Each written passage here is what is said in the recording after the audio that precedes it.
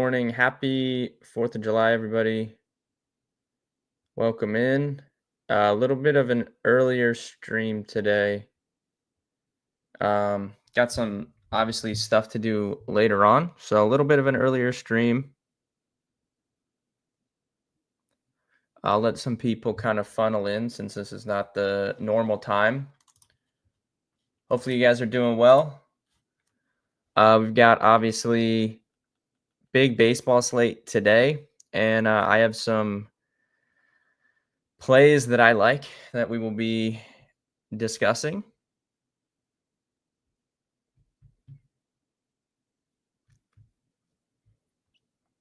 If you guys have any plans today, let me know in the chat, like what you guys are doing today. I'm curious. Hopefully, you get to spend some time with family or friends.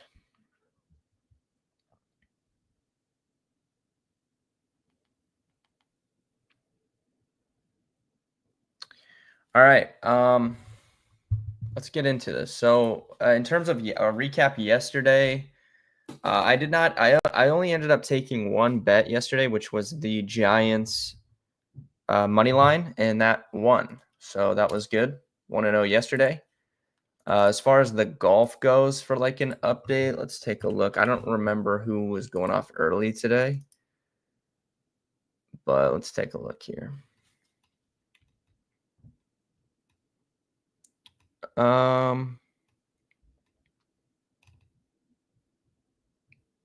Nothing crazy so far.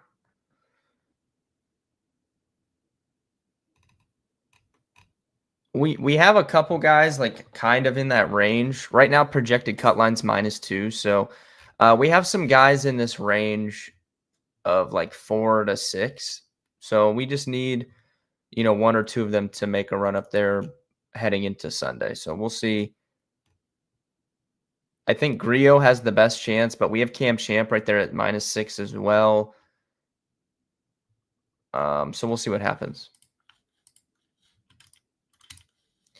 But yeah, so let's get into baseball for the day. Like I said, have some plays I like. If you guys have questions on anything, go ahead and drop those in. Starting in the early game, first game of the day, which is Nationals and Red Sox. I'm going to be on the Nationals here, both first 5 and the full game. I took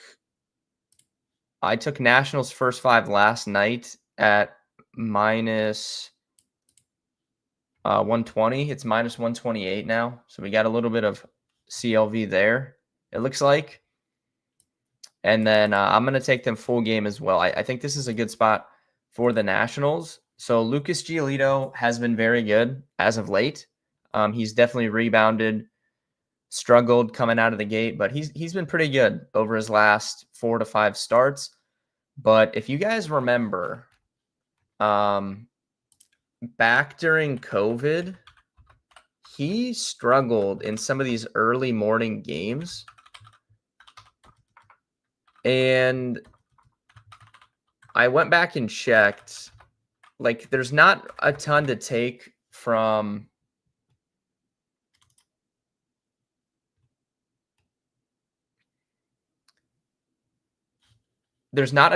his career numbers, whether it be day games or night games, but specifically back in that 2021 season, which was the COVID season, they played more early morning games, and he struggled in those games. And if you remember back in that season, so it was 2021. Again, this is like not stuff that I would typically weigh heavily, but I already liked the Nationals in this game anyways. So I'm just trying to find other angles to look at that maybe other people won't. In that 2021 season, he started on Patriots Day, which if you guys know, that's an 11 a.m. game time. And overall, he was decent that season in his non-morning games. But he started on Patriots Day, which is 11 a.m., and he basically said after the game he's not a morning person, and he got destroyed in that game. I think he didn't even he only pitched 1 inning. I don't think he made it out of the second. He gave up 7 earned runs. So, that gives me a little bit of pause with him. And then on the flip side, I mean, the Nationals have objectively been a better team than the Red Sox over the last few weeks. Like since the Rafi Devers trade, the Nationals offense is better than the Red Sox in pretty much any metric you'll look at. The Red Sox lineup does not look impressive at all today. And then Mike Soroka is due for some positive regression, I think. I think he's going to string some good starts together at some point. He has like career best numbers across the board. 3.05 expected ERA. Now his actual is 4.70. So at some point, that actual ERA should come back down to that around the 3 range. His strikeouts are career high 26%. His walks are a pretty much career low 6%, on par with his career low. His fastball velocity is up across the board. The last time we saw him, he was sitting like 92, 93. Now he's throwing 94 and above. He's throwing his slurve, which so last year his slurve was his least used pitch. He just threw 59 of them. This year it's his second most used pitch. And if you look at the numbers on that pitch specifically, 122 batting average against 141 expected, 36% whiff rate is very, very good. So I kind of like him adding to that. Now he's kind of scrapped his slider, which was his most used pitch last year. Last year he threw more sliders than any other pitch, and he's kind of scrapped it this year. He doesn't throw it as much. He's transformed it into this slurve. I think he's going to have a good run of starts at some point. I'm pretty bullish on that. Jim, happy 4th to you as well. So I'm just going to back him, like I said, on the first 5, and I'm just going to take the full game as well. So give me the Nationals today to start us off. Hopefully this will be a winner and set the tone for the rest of the day. Moving down through some of these other games. I think this Reds-Phillies game is interesting. Andrew Abbott is due for some regression, and Andrew Abbott is a good pitcher, but 179 ERA, 3.05 expected. He doesn't give up a lot of hard hits, though. He has good strikeout stuff.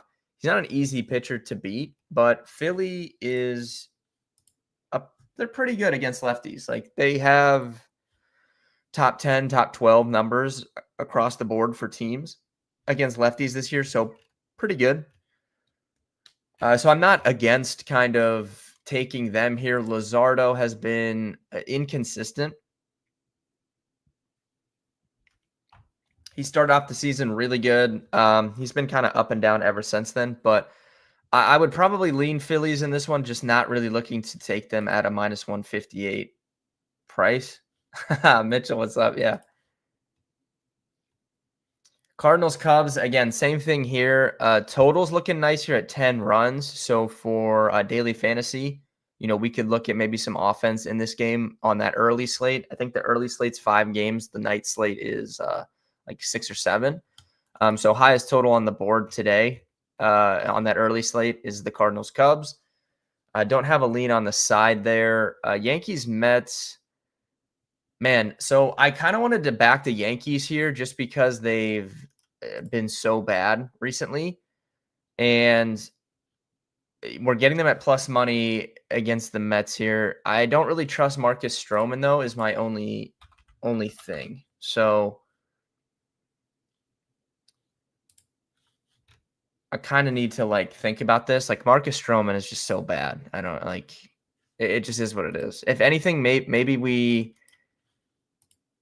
take the over in that game. I don't know.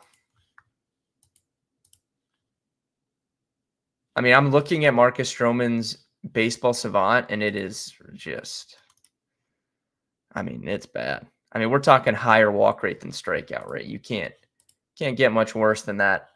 Yeah, holiday baseball is always the best, Mitchell. Luis Ortiz is 100% guilty. If you guys saw that, the Guardians pitcher that's being investigated for 2 specific pitches that got a ton of money bet on them to be a ball. He's guilty. I can just tell you that right now. I mean, go watch the 2 pitches. Yeah, he's guilty. That is I mean, he couldn't have made it any less obvious that he was guilty. I don't know what's going on there. Sometimes when these I don't know his ethnicity specifically, but the guys that like the South Americans and stuff, sometimes I worry for them. Like I feel like they're maybe in trouble. Like not trouble, but like I feel like someone has like said like we're gonna harm your family if you don't like let us bet on this or something. Like I sometimes I worry for those guys. Like I think that happened with Yasiel Puig a lot. If you read about like his story of how he got to America to come play baseball, like I don't know Luis Ortiz's ethnicity or background. I haven't researched it, but sometimes when I see weird things like that, because it's like, why would he do that? I don't understand. I don't understand like why he would do that unless there was some sort of like outlying factor that was like forcing it upon him. I don't know. As for the Rays and Twins here, Twins are slight favorites at -116. Money is pretty split between the bets and the handle on the Twins. Chris Paddock, man, you guys know this is one of my OG guys when he's on San Francisco, and I can never figure him out. Like the numbers are not good; they're just like a completely average. It's like a completely league average pitcher.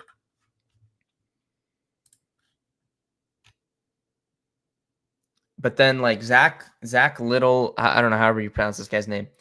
I mean, he's pretty suspect as well. 3.61 ERA, 4.56 expected. He doesn't walk anyone though. 3% walk rate. That's one of the best numbers in the entire league. So he's not gonna harm himself. Wasn't it like 300K? It probably was. Mitchell, yo, and anyone in the chat. I heard a crazy story when I was at that conference in Chicago from someone that works at the law firm. There's law firms in the fantasy sports and the sports betting space, and they focus on that specifically. And then there's like the integrity offices. So like the integrity people are like who flagged the amount of money being bet on those Luis Ortiz pitches. So apparently there's a guy that's been in contact with one of the law firms, and he was asking if it's illegal to do what he's doing. So basically, Mitchell, what this guy is doing is he will get on his phone, okay, and get on the mobile app, and I will.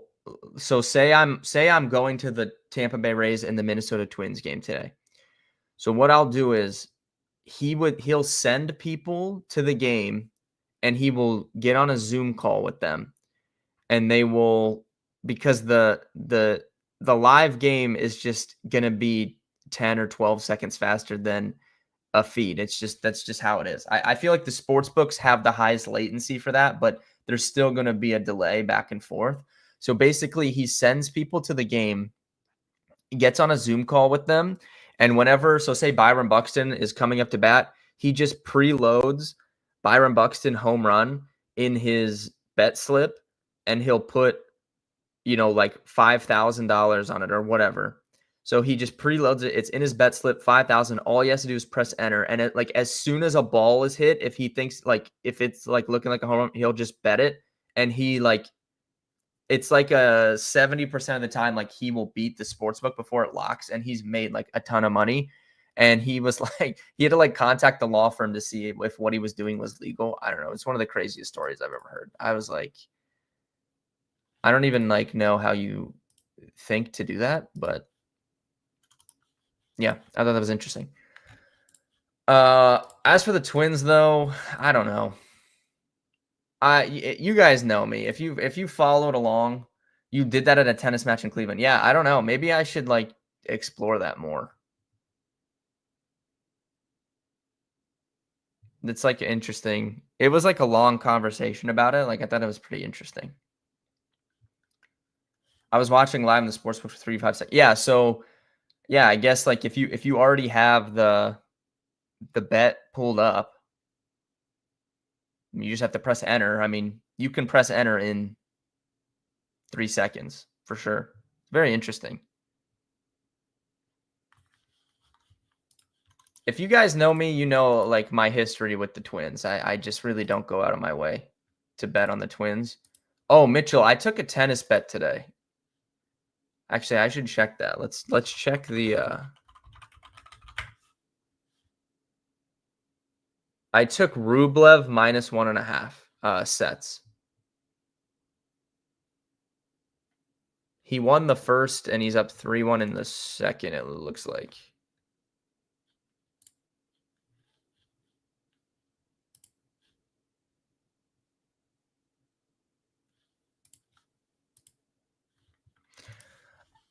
Okay, so I'm probably not going to bet anything here. If anything, probably take the over. The weather should be pretty good in Minnesota. Let me see if I can double check that real quick. Should be pretty hot.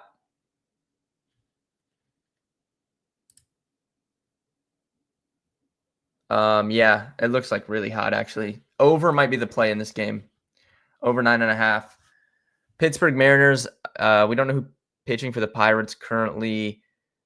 I mean, I'm not going to bet a minus 190. So this is probably a pass. Kumar Rocker, I don't trust at the moment. Rube Thompson, moneyline parlay. Okay. 10. Mitchell, I'll text you later because I've actually been betting tennis. But I know is there a big UFC card on Saturday or is there not? When is the next big UFC event? I know actually there was a big one last weekend, I think. So it's probably a few days or a few weeks.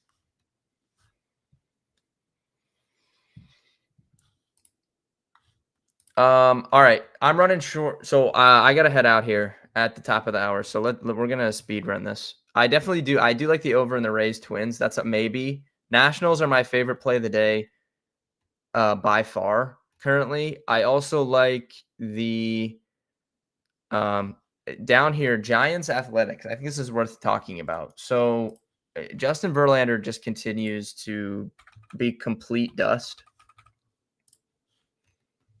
4.26 ERA, 5.10 expected. He's striking out below 20% of batters. His hard hit rate is up. Last year it was at 32.5%. This year it's at 40%. Pretty much as bad of a numbers as we've ever seen from Justin Verlander across the board.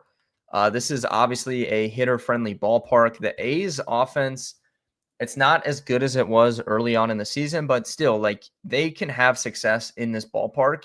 And I'm a little bit worried about the form of Justin Verlander. Now, JP Sears has been terrible as well. No denying that. But he's kind of the flip side where he has a 5.09 ERA, 4.41 expected. I can see it both ways. I think you take the over or you take the A's on first five.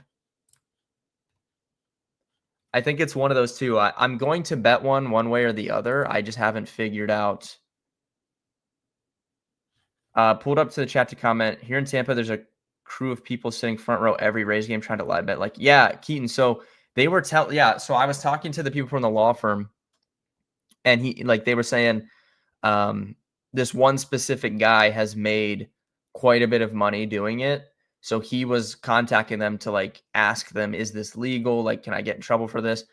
But they said that there's pretty much people at every stadium right now, trying to do that. And it that was just fascinating for me. I guess I've never noticed it really. But it's an interesting conversation.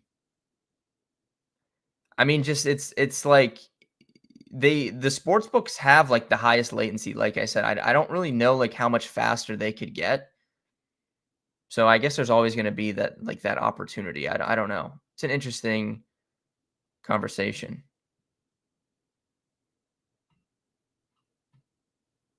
That's pretty crazy though.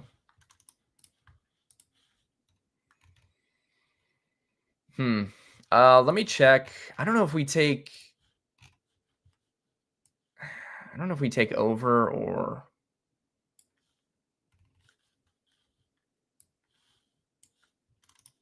let me check. The live AB odds change so much with every pitch. Yeah, they definitely do.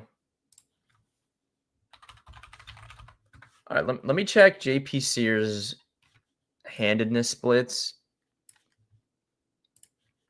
So for this year, he's at pretty even across the board. There's no skew one way or the other. It's not like he's really bad against lefties. Let me check his career numbers.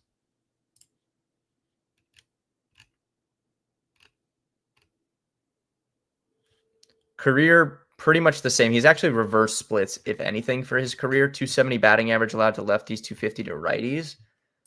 Let's check, because it's going to be pretty right-handed heavy, I think, for the Giants tonight, outside of like Devers.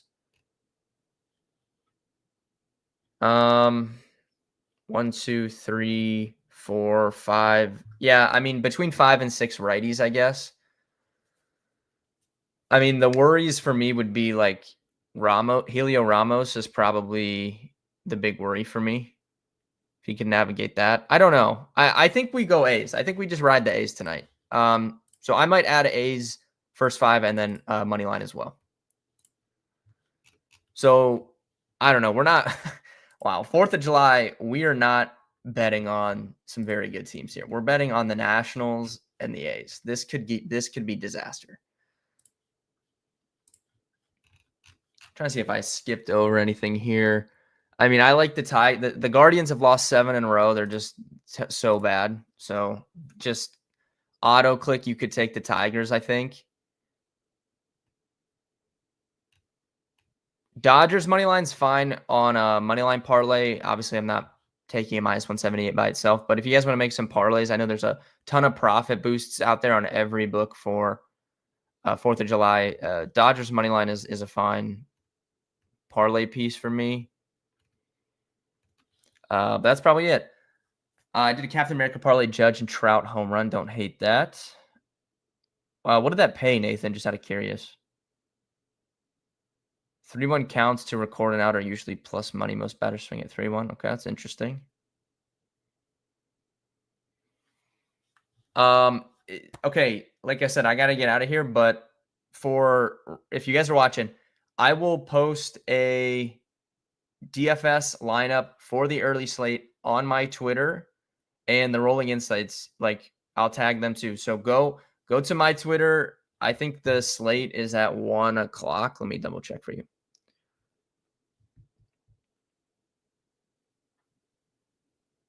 105. So I will post an early DraftKings lineup on my Twitter. Probably like 12 o'clock, 12:30, somewhere around there. So watch my Twitter for that. I'll post my betting card on my Twitter for the holiday as well. And then I'll do like a home run parlay as well for fun. So just watch my Twitter later on. I will post those.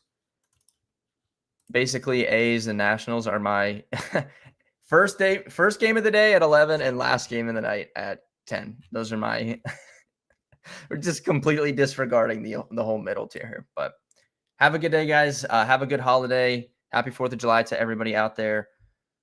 Stay safe. Don't drink and drive. All that good stuff. I will be live Monday. I'll be back Monday.